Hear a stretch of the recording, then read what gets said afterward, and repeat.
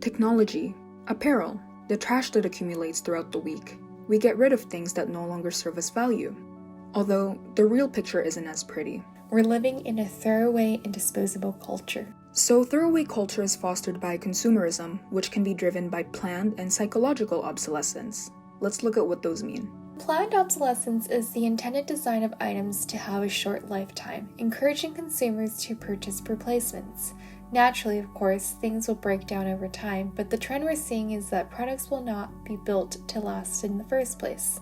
Now, psychological obsolescence is where consumers, often influenced by advertisements, marketing, and upcoming trends, feel the need to replace their functioning possessions. We see these concepts in things including our technology that breaks down so quickly, or gets new editions being released every year. Or clothing, where styles can go out of trend so fast that what we're seeing is the constant release of low-quality, temporary pieces. And so I wanted to talk about this really great book about today's consumer society called A Life Less Throwaway by Tara Button.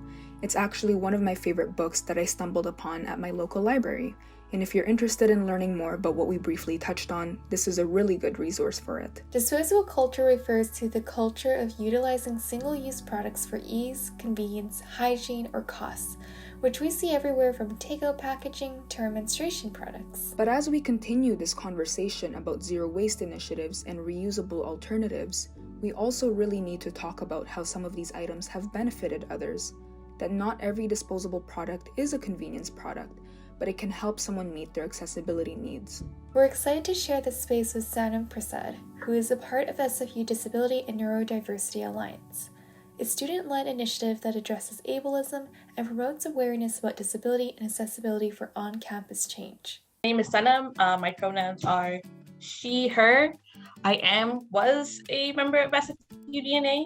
I've graduated since then, but yes, and the SFU DNA is a student-led network of SFU community members who identify as disabled, autistic, neurodivergent, deaf, and or as having a disability, chronic illness, long-term condition, or mental illness. We also welcome allies as well. If you are able-bodied or don't consider yourself any of those things, we always welcome allies or people who just, maybe just want to stop by and want to learn. Yeah, so that's us, that's me. So personally, I think it's important for groups like us, like SFU-DNA, to be part of university communities, because oftentimes issues that concern us or like ideas we frequently have for how campuses can be more accessible and more friendly to disabled or neurodivergent people are often either ignored by institutions like SFU or they take forever to happen because there's always so much bureaucracy that goes on, right? I also think it's important because it allows disabled, neurodiverse, and mentally ill students to have a space where we can talk freely and find friends and support in a way that sometimes can be difficult to find in university communities or settings. Like before I joined SFU DNA, I didn't really have many friends or know many people who were disabled. And being in the space allowed me to find support on, how do I manage talking to people who, ask me questions about my disability, or how do I, work with professors who, when I need accommodations and stuff like that. So, this is why it's important to have groups like us on campuses. A quick, too long didn't read for the peak article would be that Reuse for Good, I believe it's part of the sustainability department, correct me if I'm wrong. They decided, we're just going to ban single-use plastic straws and then slowly phase out other single-use plastic. Me and some other people were like, that's not cool, right? Some of us do need to have these things because that's accessible for us. For me, my hands don't work, basically. So for me, having a plastic straw means that's how I can drink things, right? But then I'm also very allergic to the biodegradable straws or paper straws. So obviously I can't use those. I don't want to scratch my face off again, as I found out the hard way. Or reusable straws can often be inaccessible for disabled people as well.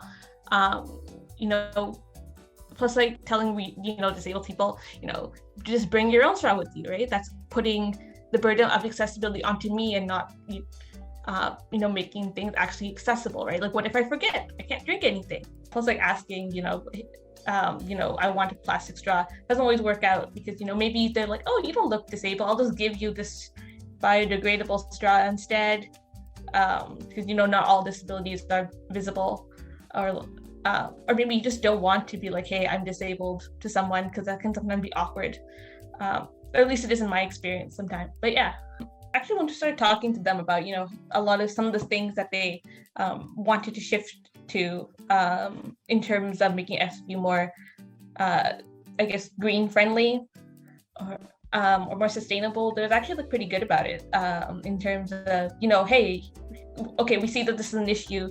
Can we work with you to make more accessible solutions? And I think, just from my perspective, they've been pretty good about it, which I definitely appreciate. And I think having dialogue and groups like Reuse for Good reaching out to disabled people, or people who I guess fall under that umbrella, to try and create accessible solutions that work for everyone, rather than just pushing ahead and just doing it what they want anyway, and then if people complain, then they'll change it. I think in terms of how I guess sustainable movements work, that's pretty much my ideal, I guess, in many ways. Have this consultation, have this communication, and include disabled people as part of your solution. I would say yes, particularly in terms of how people involved in these movements treat disabled people, specifically in terms of how they dismiss concerns presented by disabled people, and how they don't, actively confront ableism within their own movements, right? Because you can say, oh, I, care about disabled people or whatever, but unless you actively, challenge ableism within your own movement and unlearn your own internalized ableism, that doesn't really mean anything to me. Like Vancouver wants to do their own straw ban and stuff, and then I've had people tell me, if you can't use a reusable straw or eco-friendly straw, there won't be any plastic straws. Why don't you just bring a sippy cup to your restaurant? I've had people tell me that, and it's well, I'm an adult, and it feels very I guess infantilizing to me to be told something like that, when we could just make things accessible for everyone. For me, I tend to prefer in some ways disability spaces focuses more on people of color, just because I find our experiences are very different, especially when it comes to trying to access medical care, for example, right? Or how do you deal with family members, right? Because not everyone has the same experiences. When it comes to how do the people around you and your community treat disabled people, right? For me, it's can be very different compared to white disabled people. My own community can be a little bit more, I guess, conservative and old-fashioned in many ways sometimes, when it comes to disability. So for me, having a space where I can talk about that openly without feeling like I'm being judged. I guess things like intersections between religion and disability and stuff like that is also very important, especially when it comes to I guess people of color, especially since for me, I grew up Hindu, so how my family and my religion views disability is very different, from more Christian-centered viewpoint of disability, right? So I'm not sure what an equitable community would look like, because we're nowhere near that point. So I guess I won't speak to that. For me, I think a sustainable community would also be a community that recognizes that some sustainable solutions aren't possible for everyone, plastic straws or driving, right? I'm not going to expect someone who uses a mobility aid to go and cycle, right? I use a cane. I'm not going to go out and cycle anytime soon. In my personal experience as a second-year environmental student, we don't really have much discussions around disability and neurodiversity. And, with our conversation with Sanam, we did center on plastic straws, but I think our discussion went so much more beyond that. And as someone who wants to pursue planning, and just thinking about how we can progress as a society and create safe, sustainable, and accessible spaces, it's just really got me thinking, who gets to participate, Mm-hmm. And I think the important thing is always thinking, are there options that meet different accessibility needs? And the reality is that we don't. How about you and your program? What's your experience? Yeah, so I think that in the design stream, I do feel like a lot of my profs actually do touch on accessibility and intersectionality. I think that when we discuss accessible design, people immediately jump to the idea of a ramp. But I do think it goes a lot farther than this. Design should be as nuanced as the people that we're designing for. So when we're discussing how we design products for people, we are doing things like running user studies, interviews, participant workshops, and in-depth research. It's really just about understanding who we're designing for. So with our next guest, I think that they're a really great example of what designing and catering for different needs, preferences, and accessibility could look like. So I want to shift gears and introduce them and chat more specifically about design in personal healthcare products. We have invited Suzanne Siemens, co-founder and CEO of Isle, to share this space with us. Isle is a Vancouver-founded company providing reusable menstruation products. My name is Suzanne Siemens, and I am the co-founder and CEO of Isle. Isle was originally started in 1993 and known as Luna Pads, and they were created by Madeline Shaw, who designed the products because she was experiencing health complications whenever she got her period. She essentially figured out that she was allergic to tampons, and she decided that she wanted to create a product that was better for her body from a health perspective, but also more sustainable in that it could be something that could be reused and not having to be thrown away every time. So when we first started the company, the idea of sustainability wasn't that understood and wasn't that culturally common. People were not carrying reusable bags or carrying water bottles, and rather it was all about convenience. And so it was hard for us to promote the idea of reusable period products because in addition to that, there's that cultural taboo about periods, that periods are considered gross or we shouldn't be touching our bodies and touching our blood. So the challenge was there. And what has changed since then is that the idea of talking about our periods and managing our periods in a healthy and positive way has really shifted the conversation and it's shifted people's idea and interest in trying something that's good for their body, but also really good for the environment. So that's really the biggest shift that's happened. The other thing I'm noticing is the idea of fast fashion with period products. And by that I mean that low-cost period underwear is on the market. And for me, that's a concern in the same way that fast fashion that's happening with t-shirts and dresses. You're really not helping the environment and you're not helping labor and workers by supporting fast fashion. And what we feel is really important is that the products are made really well with sustainable textiles and that they're built to last. And so it's just an ideology that if you care about sustainability, you want to care about how the products were made, who made them, and how long they're going to last. So Isle is a B Corporation, and by that we mean that we measure all the ways in which we manage our business from a supply chain perspective, how we treat our employees, how we deal with the waste stream, and how we run our business in terms of sustainable practices. So right from the get-go, we design our products such that we are using the most sustainable textiles that we can find, whether that's organic cotton or using recycled polyester, and making sure that we're tracing the certifiability of these textiles and making sure they're coming from a place that is ethical and doing the right kind of chemical management that's not harming the environment or doing minimal amount of damage. And then we also look at our supply chain and we visit our factories and make sure that they're applying ethical practices with their labor and it's clean and it's done with the greatest amount of intention around treating their employees well and waste management.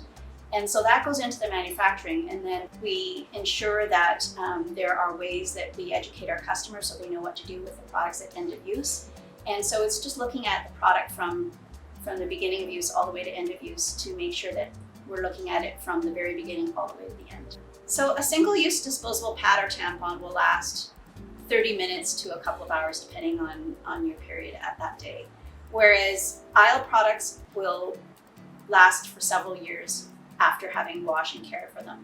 So we're really proud of the fact that Isle products are made in a really professional manner and are going to last a long time. They're built to last, But when they reach the end of their life, I would suggest that you treat it like any other form of apparel that's ended its life use, is to look at your local recycling facilities and see if they accept textiles, and obviously wash it before you submit it to the recycling facility, and then put it in with other recycled textiles, and they will sort it on your behalf into the appropriate streams so that it, at its end of life, finds the most appropriate place. So again, as a B Corporation, we don't just want to make products for consumers, we want to make them accessible to everyone who maybe cannot afford products. And that can tend to be a conversation around reusable products, is that sometimes they're expensive. So we also make sure that our products are going to be available to folks who may not be able to access them because they're not affordable or they can't get to the shops. And so we ensure our products are available through donations to community groups, as well as to groups that are working in the Global South. At Isle, we have a principle called designing with equity in mind. And by that we mean looking at the user and finding ways to improve their experience of having their period with our products. We design products so that people can feel affirmed in their body. So whether you are someone who is gender non-conforming and you want a product that is going to feel comfortable on their body, or styles that are gender affirming, such as the boxer brief. Or we also ensure that our styles are sized in such a range that they go to a 5XL. But in doing so, we take a lot of care in the design of them to make sure that they actually truly fit those bodies. And so we use a really thorough process to ensure that we use models that are of those sizes and that they can give us feedback to ensure that the fit is comfortable and it is affirming how their body is sized and how it feels on their body. So it's ensuring that you're not just making products for the sake of the average size body, but for all bodies. And we do that with a really rigorous process of involving the customer and including them in the design and getting their feedback instead of making assumptions about what we think it should look like and feel like. And in terms of other forms of exclusion, we do our best to have a variety of products that will suit different needs. So for example, the cloth pads, they wrap around your existing underwear. You don't have to pull them up through your legs. Or if you have a problem with the snap, you can wear period underwear and you're not having to deal with snap. So it's just having a variety of products to meet a variety of needs, and we can always make improvements, and we're always thinking about innovation to continue improving, and those will continue developing as we continue to grow. So in this episode, we touch on the problem of waste and how in today's consumer society, planned and psychological obsolescence is heavily embedded into our everyday products. We want to see a shift in the way things are being made and how long they last. So it was really great speaking to Sanam and understanding how disposable products aren't always convenience products. As we work towards creating more sustainable spaces, it's so important to be aware that it isn't solely about having green alternatives, but making sure that our solutions and what we make available can sustain different accessibility needs. As well as having a conversation with Suzanne, learning about how her and Isle are creating alternatives to single-use products that work for people with different needs. But on the topic of accessibility, we also want to emphasize that it's okay if you're not able to make these shifts. The truth of the matter is that we're not yet at the point where sustainable products are fully accessible. Even disposable menstruation products can still be inaccessible for many. So we wanted to let our SFU community know that the Women's Center offers free menstrual products to any SFU or FIC students that may need it.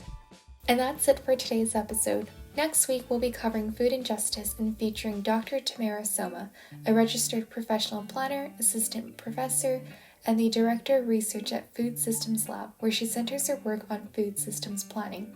And Dr. Zafar Adil, an executive director at the Pacific Water Research Center, who will touch on his experience on their project, NEAT. See you next week!